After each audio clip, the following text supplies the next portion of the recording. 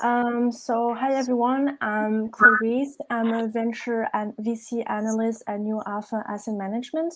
I'm part of the venture capital fund of New Alpha, which is dedicated to FinTech and InsurTech. We launched our activity in 2015, and we invest in seed to Series A startup across Europe. Cool. Thanks, Clarisse. Hi, Rebecca. Welcome. Hi, thank you. We're just asking you guys to give us 1 or 2 minute intros, who you are and your roles at your funds, if you don't mind. Yeah, absolutely. So I'm Rebecca. I'm an investment associate at Speedinvest, which is a pan-European operational VC. We are unique in that we're kind of separated into a bunch of different industry teams, and I sit on the FinTech team, which means that our group of 10 kind of looks at FinTech all day, every day. My background is in engineering, product management. I did an MBA at some point, and then pivoted from big tech into startups, and then ended up on the VC side. So yeah, really excited to get to know the rest of the judges and meet the teams. Cool. Thanks a lot, Rebecca. Stefan, do you want to? Sure. Hi, I'm Stefan. I've been in the venture and startup industry already quite some time, and I had the luck to be on the startup side. So I founded a startup, I was an investor, was a managing director in more mature startups. I was on the venture side, being a partner for a venture firm, and now again for Maschmeyer Group. And I've been working on the corporate side, trying to help corporates to engage with startups, work with them, and invest in them. And now I'm working for Maschmeyer Group. Carsten Maschmeyer is a well-known entrepreneur from Germany. He founded a financial advisory chain, sold it, brought it IPO, then sold it to Swiss Life, and since then he's investing with the Maschmeyer Group via several investment vehicles in early stage fund startups and later stage startups in Europe and the US. And on top of these activities, we also support HDI, being the sixth largest insurance group in Europe, in their corporate venture capital investments. So, and from that perspective, I'm looking at the startups here today. Awesome. Thanks, Stefan. Philipp, do you want to give your intro? Sure. Thanks for the invitation for today. I'm Philipp. I'm part of the investment team at Redstone and working as an investment manager since 3 years now. And Redstone is a multi-fund venture capitalist. We've onboarded 8 funds as of now. Very diverse topics that we cover. I'm part of the FinTech team, and that's also the reason why I'm here today. Maybe a couple of words about myself. Before joining Redstone, I worked in consulting and graduated from WHU and organized the Idea Lab, one of the very early stage founders conferences, which is also taking place this Friday.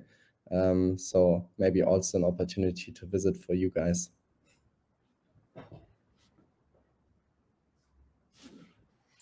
Awesome. Thanks a lot, Philipp. So yeah, we're just waiting a little longer to get the pitches started. I think we're going to do a little more than the 5 minutes of feedback initially.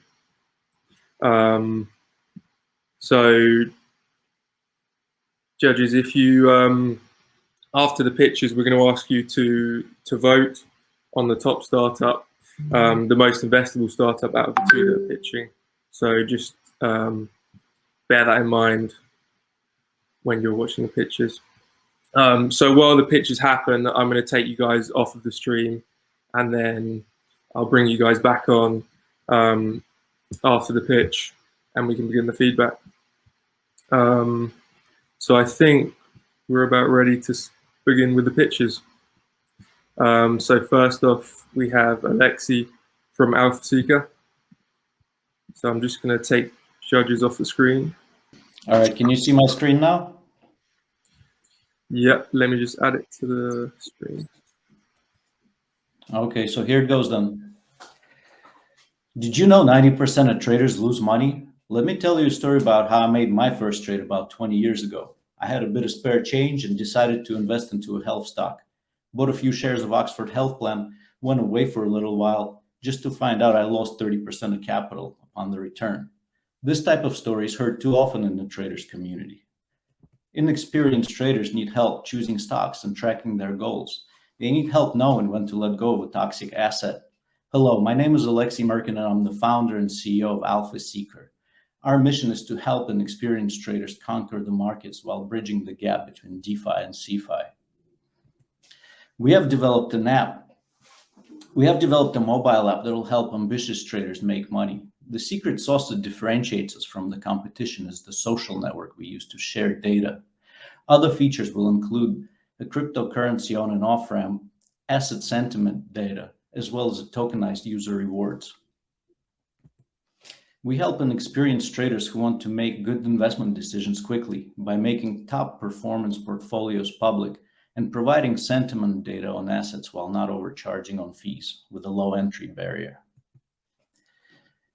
Our business model is freemium. Basic platform usage will be free. There will be crypto on and off ramp fees. We will earn advertising revenue from the social network, and there will be premium accounts that offer card services and premium support. Digital assets market is quickly overtaking other market segments. Today, you can log into a decentralized exchange by scanning a QR code with your crypto wallet. You can top up instantly using US dollar coin with no commission and trade tokenized assets in mere seconds. The opportunity is tremendous. As you probably already know, the DeFi space has exploded during the so-called crypto winter. Direct online investment market is estimated at 600 billion in Europe, while the global crypto market is estimated at 2 trillion.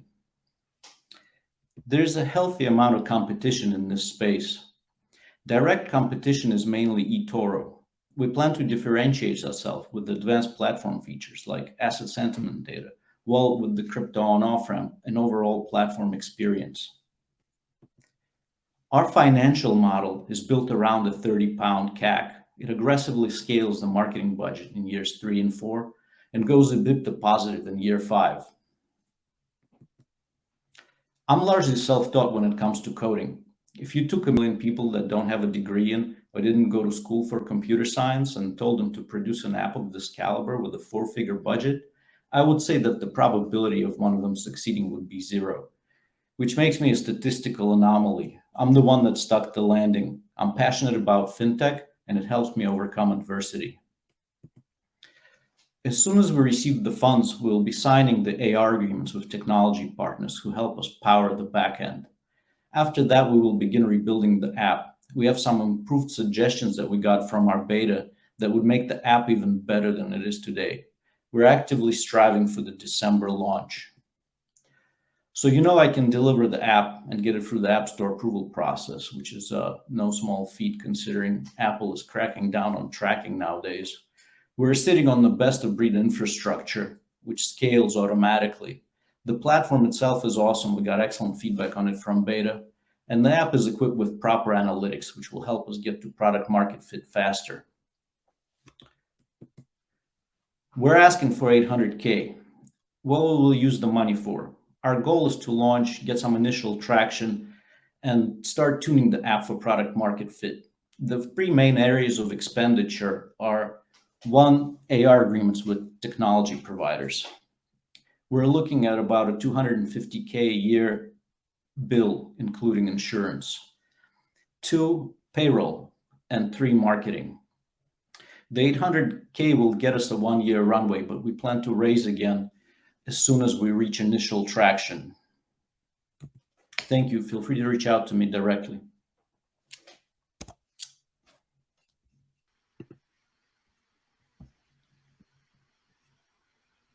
Awesome. Thanks a lot for that pitch, Alexei. So I'm just going to bring the judges back to the stage.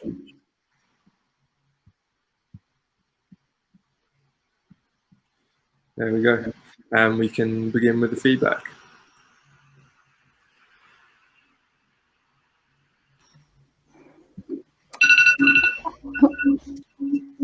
I can go for it. Alexei, thanks so much for the pitch. Curious to know a little bit more potentially about like your target customers and how you plan to acquire them.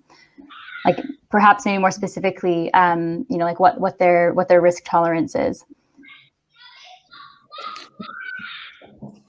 I mean, our ideal customer is someone that obviously has a low level of experience, but at the same time has some assets that they can put into the platform, obviously. So whether it is some crypto assets that they're able to put into the platform, whether it is actual physical cash, but obviously in order to kind of make money, we need to have customers that are actively trading something.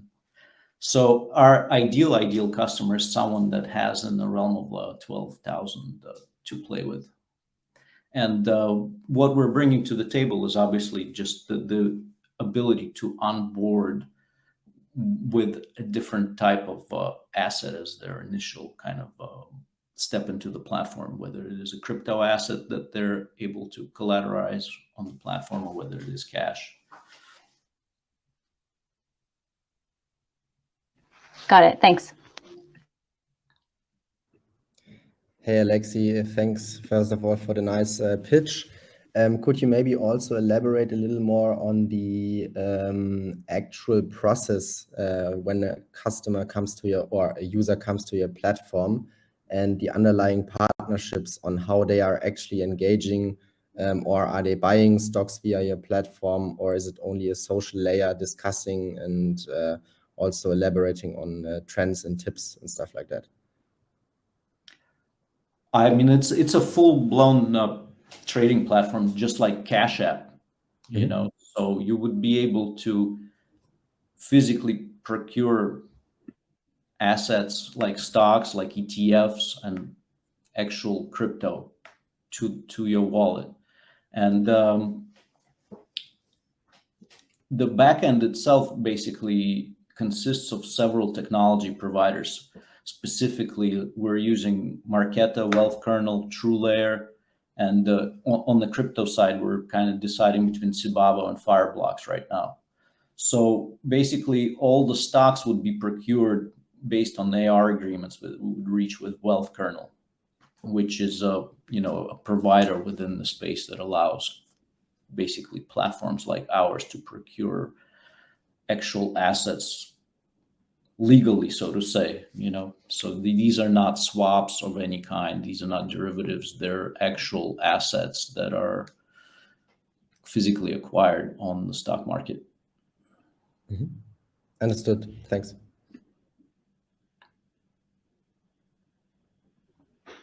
Yeah, happy to go next. Alexei, thanks. From what you now telling, it sounds much more tangible, but giving you feedback, and I think one of the purposes of these events is also to give you feedback. Unfortunately, from the very beginning, for me at least, it was not really clear what exactly is the scope of your solution. Where does it end? Where does it start? So that made it quite difficult to follow the presentation. On top, you had a lot of text included in there. Yeah, so you were busy reading it and also listening to it based on a limited understanding of what the solution was exactly doing, and therefore these arguments were a bit difficult to relate to your products. Yeah, and maybe one last comment on the numbers. For instance, they were so small, at least in this online demo, I wasn't really able to see them because it was so small. Which numbers are those? Sorry. Yeah, your business planning. Oh, the financial model? Yeah. I'll take that into account. Yeah, I mean, the platform is a social network for traders. So I don't know if you're familiar with eToro at all, or have you ever used it? I mean, obviously you can try our app as well, but basically it's a social network that publishes performance data from traders, and traders can actually trade on the platform. So that's kind of the gist of it. And I mean, the rest of it is just kind of details of what differentiates us from, one or another competitor.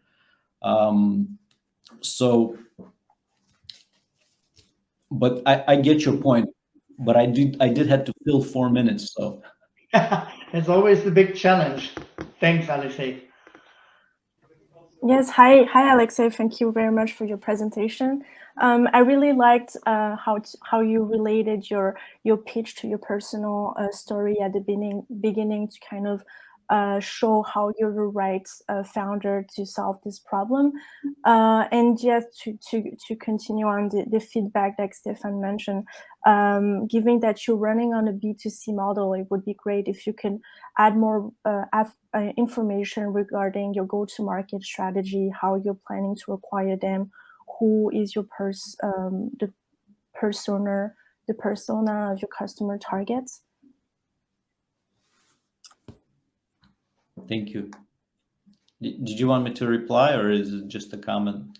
No, it was just a feedback on your pitch for. Okay.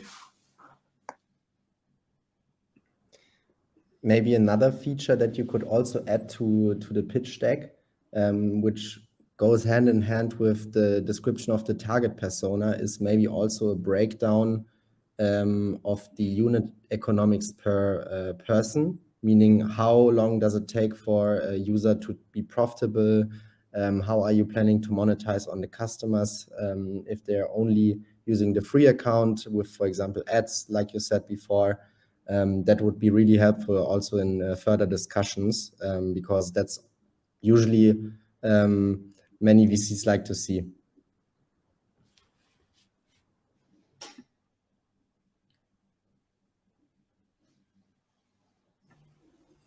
Yeah, I guess final comment from me, I guess, was that, maybe like one of the things I've seen in some of the best pitches are like, solving the immediate, this is like a hair on fire problem, like that route to market, but then painting a picture of how that turns into a very large vision and kind of taking us on that journey of going from kind of A to Z.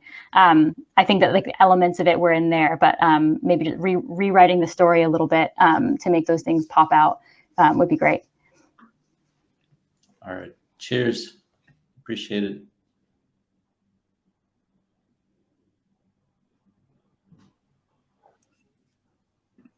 Nicholas, you're on mute. Sorry, guys. We've got time for one or two more quick questions. If you guys wanted to ask about something to do with investment, maybe.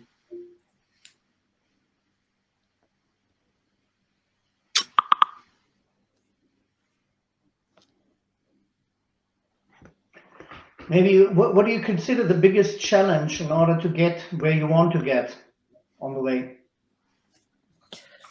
I mean, the biggest challenge is always the regulatory challenge, in this space, because and the reason why we need such extensive kind of AR agreements, because the regulation around the space obviously is very tight. And I mean, the biggest challenge for a startup like this is going to market is in the fintech space, is that, you need to establish traction to get kind of good VC money or, good investment opportunities, even within the crowdfunding space, and to get to traction within the fintech space because of the regulatory landscape, you need to raise money. There's just like, it's a circle that continues going, the chicken and egg, can you raise money before you got traction, or is it, so that's the biggest challenge with it ultimately, because this space in terms of like user acquisition is not that difficult. These apps are really popular in general, you know what I mean? So as long as they're made well, and ours is, people are happy to come on board and try them, but it's just the chicken and egg problem with getting past the initial phase where you're challenged with the fact that you need to raise quite a bit of money before you can actually get to traction. And how much did you raise so far? Nothing. We haven't raised. Okay. This is bootstrapped. The product is already ready, then it's a really good job. Well, it's in beta. I mean, like I said, obviously it's challenging. I mean, I happen to be skilled, so to say, in the software game a little bit, so I was able to get away with doing it this way. And but ultimately, I mean, people typically pitch at idea stage before they actually get to any kind of traction. So I mean, for the UK, this is pretty sizable pre-seed round, It's All right. Yeah, all the best. cheers, guys. I really appreciate your feedback. Thanks for that pitch, Alexi. Thanks a lot for the feedback as well, judges. Just going to remove Alexi from the screen.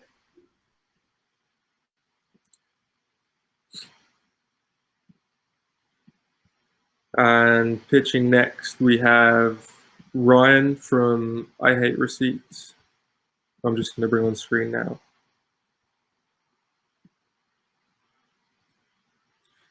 Hey, Ryan. Ooh, can't actually hear you. Do you mind? Can you hear me now? There we go. Great. Awesome. How's it going? Good. How are you? Very good. Very good. Good. Do you want to just try screen sharing? Yeah. Awesome.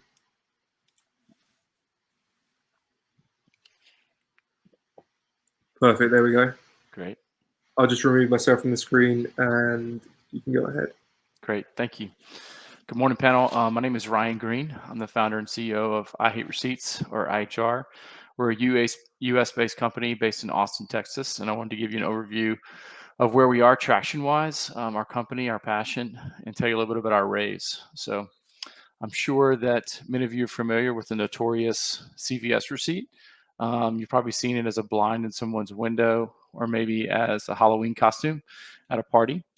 Or maybe you've experienced this during this pandemic, where the only time you have to reach underneath the plexiglass is to grab your paper receipt. But this conversation or this problem turns real serious for a lot of small and medium-sized businesses who are having to go out of business because they can't get back in touch with their customers and they can't keep up with the big box stores. And when we look at the last 40 years of retail tech and the advancements that we've had there, it's amazing to us that 90% of the receipts are still printed, and most of them are just thrown away and discarded. And for a lot of these small businesses, the last point of contact that they have with their consumers is when they give them that receipt, and then they're out the door. Well, we believe that the receipt is not the end of the conversation, but it's actually the beginning of that relationship. So through our proprietary cloud-based receipting system, we connect consumers directly to the point of sale, to the devices they use every day, which is their phones. And when we do that, we're able to drive customer engagement and allow merchants to not only keep up with their customers when they're not in store, but actually have an ongoing conversation with a CRM. And for a user experience, what it will feel like is that every receipt functions and feels like an app. So just imagine purchasing something and going to that receipt and being able to share that item with your friends via social media or via text message, just like you would a song that you've downloaded. We believe that every receipt has a story, and that a consumer can tell their story about the purchase they just made. When we look at the market size for where we're going after, it's amazing what advertisers, brands, and merchants are paying to get in touch with the devices that we use every day, our phones. It's a $35.5 billion market, and it's growing sizably every year. But when we look at the gap in the marketplace and some of the big winners in that space, we see a gap there for a mobile-based receipt, a mobile ad-based receipt that's coming directly from point of sale based on what you've purchased. So you're not just scanning a receipt, and it's not just based on the future, what you've searched, like a honey, but it's actually based on what you've bought. So we launched our product in Q4 of 2020. We have 7,000 users. We have a 35% month-over-month growth and a 30% retention rate, which we're really excited about. And the best description of what people have said about our app is that it feels like Venmo for receipts. It's an interactive high-resolution receipt format. It gives them access to the personal product database. They have access to what they've purchased in the past, and they feel empowered with their data. So what we've done is we've taken this consumer traction, this B2C traction, and we have a B2C to B opportunity or go-to-market strategy. So we were able to go out and solidify deals with Shopify and Pax. Shopify is going live in Q4 of this year. And then Pax, which you might not be familiar with, but they handle Home Depot, Best Buy, Chick-fil-A, and others. And that's going to go live in Q1 of next year. We're really focused internally as a team with our KPIs and what we want to hit. We're in revenue. We had first revenue in Q2 of this year, affiliate marketing right now, and the discussed Shopify and Pax deals upcoming. Today, I'm asking for $800,000. We're in the middle of our seed round, 1.5 round, and we've closed 700,000 of that. And we've closed two previous rounds at a 50,000 and 500,000. And we're going to use that money to really drive those B2B partnerships and really scale that side of it. We have an unbelievable team, average of 15 years of experience in the retail tech space, experience from Groupon to Global Payments and TSYS and Dell and the like. And it is really cool for me as a founder to see the team really leaning into our vision. And that is two things: to empower consumers with their purchase data and to engage merchants past the point of sale. And we believe we do this by unlocking the data that's currently trapped on paper and emailed receipts, or as we like to say it, bringing receipts into the 21st century. So thanks for your time. Look forward to the feedback and be happy to answer any questions.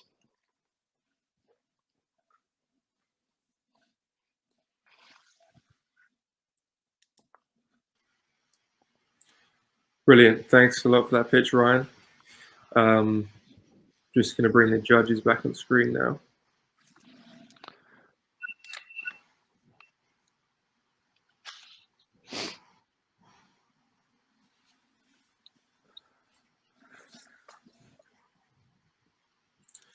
And we can go ahead with some feedback. Maybe I can kick off. Thank you, Ryan, for this presentation. It was a great pitch. I'd love to learn more about your business model. Yeah, so we have 3 revenue streams. And Nicholas, can I still share, or can you not see my screen anymore? I can add. Yeah, let me add your screen to the stream. Because I have some backup slides that I took out because it was a 4-minute pitch, but I can share those with you. Are you there? Can you see that? Okay, great. So we have three revenue sources: user subscriptions. So we have it's a freemium model. So we have a free version and a paid model. And then the merchant subscriptions. On the merchant side, we have 2 tiers there.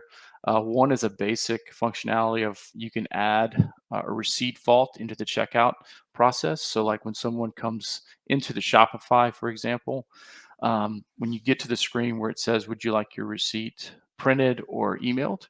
There's going to be a third option where there will be our app icon. You click on that app icon, you put in your phone number, and you get a text to that link, and you're able to download your receipt, which also downloads the app. So that there's 2 tiers in that piece of it. The second tier is more of a robust CRM. So we can send notifications to the user if it's an online shoe store and it's been 8 months since that customer has bought some running shoes, they would get a notification that the new pair of running shoes is available. So that's sort of more robust CRM. So that's the second way. And the third way is directed ads based on what consumers buy. So if someone buys a pair of running shorts from Academy, they get a pair of running shoes and a stopwatch. There's an AI-based component or a machine learning component that's able to send that. So. Okay, great. Thanks. Hi, Ryan. Thanks for the pitch. Maybe to start off with some feedback, I really like the storyline of your deck. And what I just realized after you explained the business model in more detail is that you should also maybe add a slide, also maybe for the backup stuff on the vision and future of the data potential you're planning to use.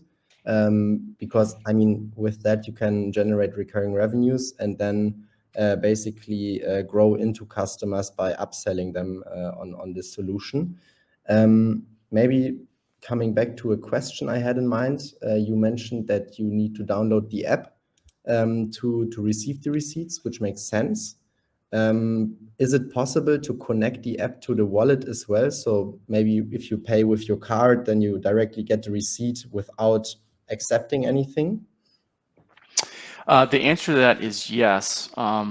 It's a tokenization of the card to Mhm. the payment terminal, which we're working on, but from a compliance standpoint for PCI compliance, you have to Mhm. separate payment from the actual basket data, level data. Mhm.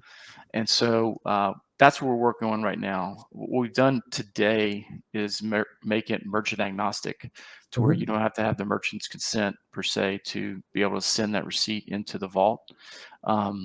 But yeah, that's a long-term vision, and we're working with through our board and some of our relationships, with our advisors. We're working on that. So in a perfect world, instead of you having to do anything from a customer standpoint, it would just Sure. be tied to your card. It would automatically go into your wallet or into your online Mhm. statement. And some interesting data points on that is we've talked to Visa and MasterCard at some C-level execs there. And the initial feedback actually is like, hey, we love this idea, especially in this COVID world, because we have trademarked the phrase contactless HD receipt. And so they've expressed interest in possibly doing an acqui-hire on us and bringing us on board that way. But yeah, that's the long-term vision, is that you would never have to do anything on the consumer side. It would just be tied to your card. So Cool. Thanks. One question or two questions actually from my side. One is, are you targeting more to the offline world or the online world? And second, what's the competitive environment from your point of view? I'd like to understand that better. And who are key competitors or technologies? yeah, absolutely. So if you can still see my screen, what we've done is in our target market, we have beachheads that we target. We want to take over the world of receipts, right? We want to conquer the world of receipts in the mountain. But we're really focused on who our initial users are and creating those users and evangelists and so on and so forth. And our best users to date are 25 to 45-year-old females who are managing a household and have either a full-time gig or a side hustle outside of the home. And so we call those our CEO moms, if you will. But that's both online and card present. The way that it works today is, you can do either for online or print. And so we wanted to capture both of those markets because we think the omni-channel presence, especially as merchants are trying to re-engage their customers, is very important to them. So in our system of an HD receipt, every line in a receipt becomes a link. So just imagine walking out of a store, and instead of you having to go to a separate website to go enter in a survey, there's a survey that pops up on your phone. How was your service today? Good, bad, indifferent. And so that's what we're trying to create. On the competitive side, we really see two main competitors, in sort of two separate buckets. You have a receipt management bucket, and Expensify controls about 35% of that market. And then you also have the receipt automation bucket, and a company called Slip, who's an Australian-based company that we're keeping an eye on, has a what they call a smart receipt that's housed within banking apps. So those are the two main competitors.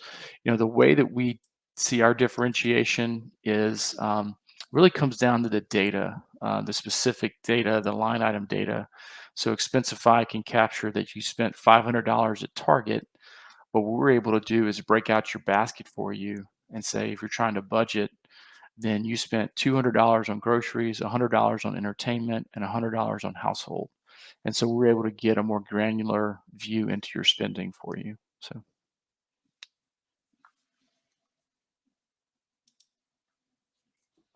Thanks. Yep, you're welcome. And hi, Ryan. Thanks so much. What does onboarding look like on the merchant side? So within the go-to-market for merchants, the way that we've done that is when you go through a checkout line at, let's say, a Target, there's a whole world going on behind the scenes that you don't see. So in that world, for every one terminal company, so a Verifone, a Genico, PAX, and the like, every time you stick your card in. There's 5 acquirers who those are the banks who are underwriting the merchants, 100 POS systems, and then 1,000 merchants. The way we've approached that is instead of doing a guerrilla marketing approach where we're going to go to every merchant to onboard them, it's going to be a separate integration with their software, is that we have an open API on the back end to where we can deliver the SDK to those POS systems. And really within this, waterfall, the acquirers are the ones that are controlling a lot of what shows up in a marketplace is the best way to put it. So for instance, PAX, they handle a lot of the tier 1 merchants. And what they can do is offer us as a contactless HD receipt option to their merchants.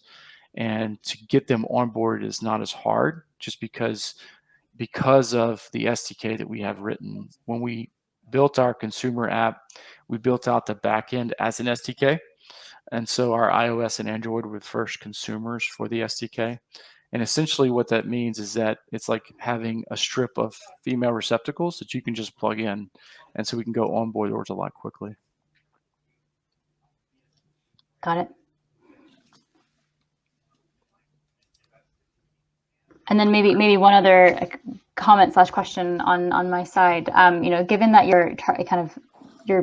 your users are these kind of like CEO moms, like how do you see kind of like the vision of, this is something that they'll probably be using every day. Is there opportunity to expand into other areas? Like, I've seen a lot of apps for financial advice that's geared towards women or things like that. Like how do you think about like the vision of the company and potentially plugging into other financial parts of people's financial lives? Yeah, so we internally, we see, we have some goals that we really gear towards our team. And we see our initial beachhead of those CEO moms as really being influencers, to other target markets. Just take a normal household at an evening dinner. And if, the mother says, hey, you need to download this app to keep up with our receipts, it's going to happen. But it leads into another beachhead for us, which is Expense Tracker Troy. That's a persona that we have too. So Expense Tracker Troy is a traveling consultant that has to keep up with their receipts and have the stack of receipts in their wallet that they hate keeping up with. And so what we're able to do is provide a faster way that they can do that. And we utilized what we call the hashtag. It's not called. We utilize the hashtag. So if someone's going on a trip, they can just, as they're going, hashtag those receipts for, London, London, London, London, London. They get on the plane to come home. They can pull up all of their London receipts within 30 seconds, and they can send it as a link to their bookkeeper or to their office manager and say, here are all my London receipts. It has the total of the trip with a image of the original receipts for their records. But yeah, we see this, and I have to say on the initial CEO moms, one of the great things has just been what we've learned. You get your app out there into the marketplace and into the wild, and you think it's going to work a certain way. And, there are certain things that don't work and there are certain things that do work. And so that's what we're kind of running with is like, hey, these are the things that are really working, like the hashtag or the ability to share specific items with their friends. They really like that piece of it because they want to tell their friends about a sale that they got on an item that they've purchased and that sort of thing. So yeah, I don't know if that was your question or not. But... No, that's great. Thank you. Okay.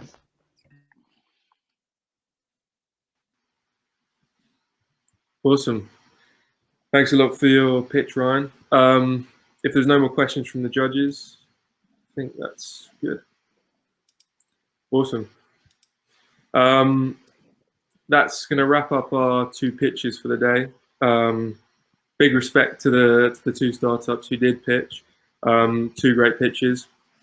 So we are finishing the pitching slightly earlier than planned. But judges, if you don't mind, we're going to kind of continue and do a few kind of questions and answers. We had some things we wanted to find out from you beforehand. Do you mind just putting in the chat which startup you consider the most investable out of the two that pitched.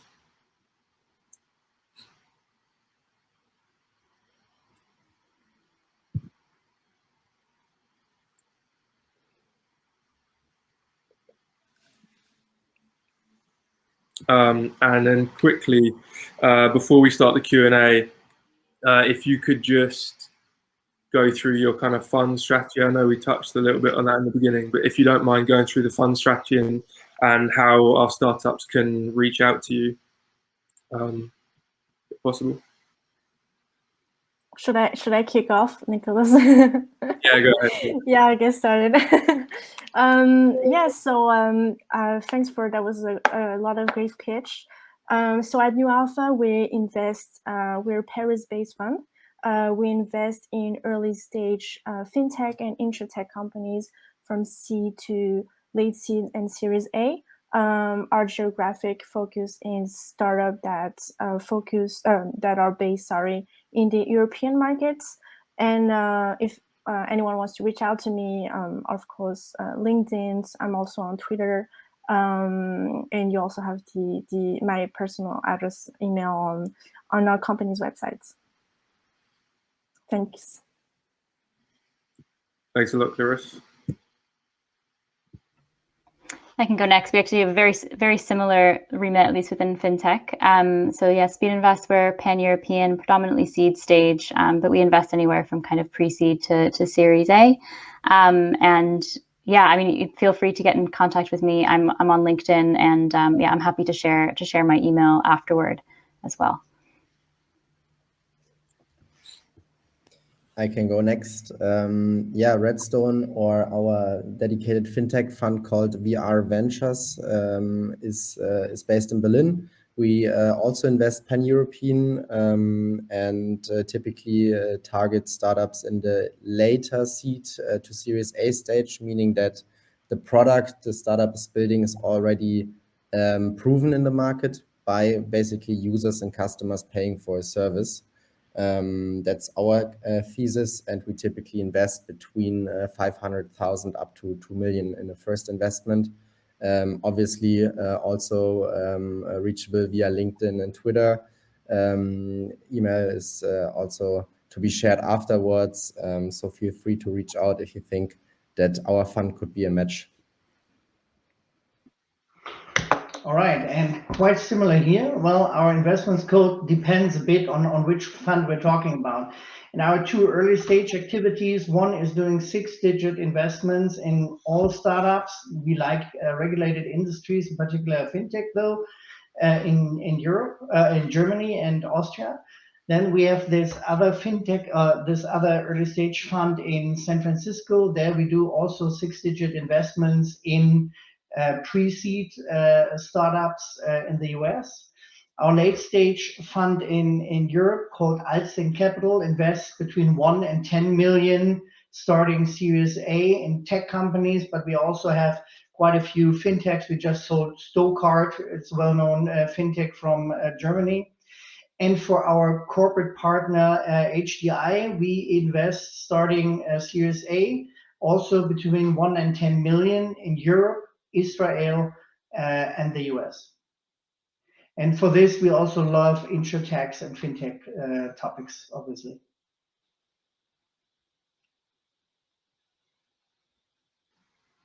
Awesome. Thanks a lot, judges. If you don't mind, we can start with some questions. So the first thing I wanted to ask was to do with just common mistakes you see founders make with in-person pitches or things inside their pitch deck that can turn you off them or kind of scare you away. What are some of those common mistakes or traits that you see? I can start. I mean, one comment relates to the first pitch. When it's, for me, unfortunately, it was really unclear what the value proposition, what problem, what solution it is. And if I have that, obviously you do not continue reading it and put it away. So catch the interest of your reader right at the first slide, and make your solution as clear as possible. Do not expect too much knowledge on the topic, which is familiar for you, obviously, from the reader, because then you might lose them. Another thing which is difficult from my point of view, if you do not, if you exaggerate from the first place, I do not like it. It's a question of taste. But if you're always the best and the market, and sorry to say, in the first presentation was similar, the market is I don't know how many trillion. Yes, theoretically that's probably true, but this is not the target market he's really aiming for, and therefore make it really tangible, realistic, and neutral. These are like two issues that might help. Cool. Thanks, Stefan.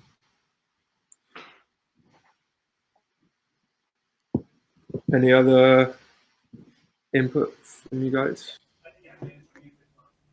Yeah, sure. I would just say, like, really understand the market and the business that you're in, and obviously, like most and almost all founders do, but in more specifically, you know, like if it's a B2C business, like know like that where, you know, someone's going to ask about like how much, like where your customers are and what the customer acquisition is, and sometimes being upfront with some of those things, and whether or not that's the problem or it's something else, but like be upfront with what the biggest challenge is and how you plan on solving it, or how you plan on finding out how to solve it. I think can be really powerful. I don't know if other judges agree. Yes, I do. Awesome.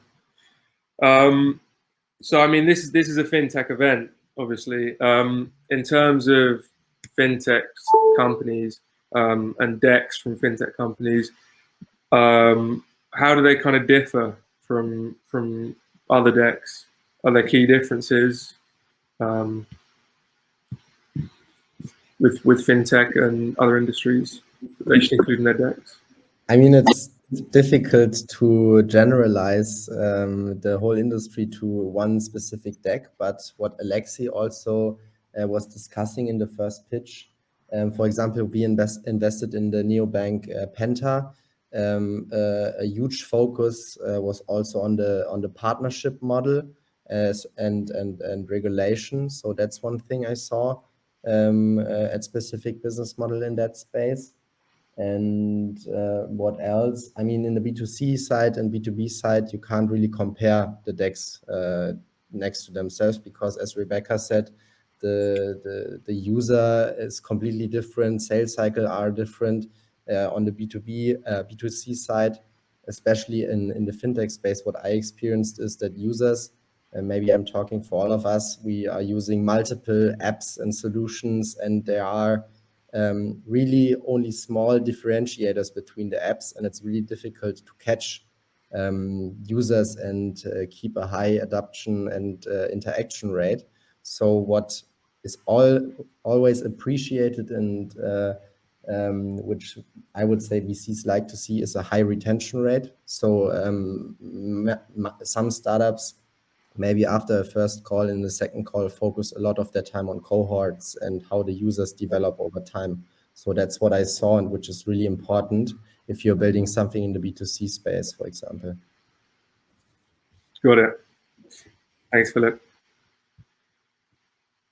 So, I mean, going on from that, what kind of things do you see in founders that kind of get you excited during their pitch? Traits from founders that you look for? Maybe I can take this one. Some of the main traits that I think we're looking for in a founder is, first of all, you know, the founder market fits. How is this particular founder or this specific team of co-founders the right one to tackle this issue? Is it something that you've encountered in your personal or professional path in the past? And also kind of the complementary skills of the founding team, which is something that a lot of a lot of VCs look at. And yeah, especially at the seed stage, the team is you bet more on the team than on the product, because it's mainly the team that does everything, right? Yeah, and I guess just to add to that, I think the difference between, like a really good and a really great team is the ability to attract people to come work for you. So it's, do I think this person has something that is going to, do they have some unique insight about a specific industry that's going to really inspire people to want to come, dedicate their careers to that company. Awesome. Yeah, I mean, going on from that, obviously that is, especially for early stage investing, it's important to highlight that you have a good team. What's the best way for founders to highlight their kind of background experience in the pitch deck, and the things that you do look for to show that they're the right team? I mean, what we just, or what Clarisse just said, and I fully agree. I mean, you need to transport that you're the right person for that topic, in terms of market experience, in terms of operational experience, and so on. And so I always advise, imagine you're the person who listens or sees the pitch deck in the first place, and ask the question, what would you want to know? So what I don't really like is if there's a founder picture and a lot of logos. I mean, the logo doesn't tell you anything about the person. What I would like to see is what kind of experience in which field you have, and that helps to transport that you're the right person. Awesome. When it comes to kind of Q&As with VCs, are there any things in particular that founders should do or say that they don't always do that could kind of help?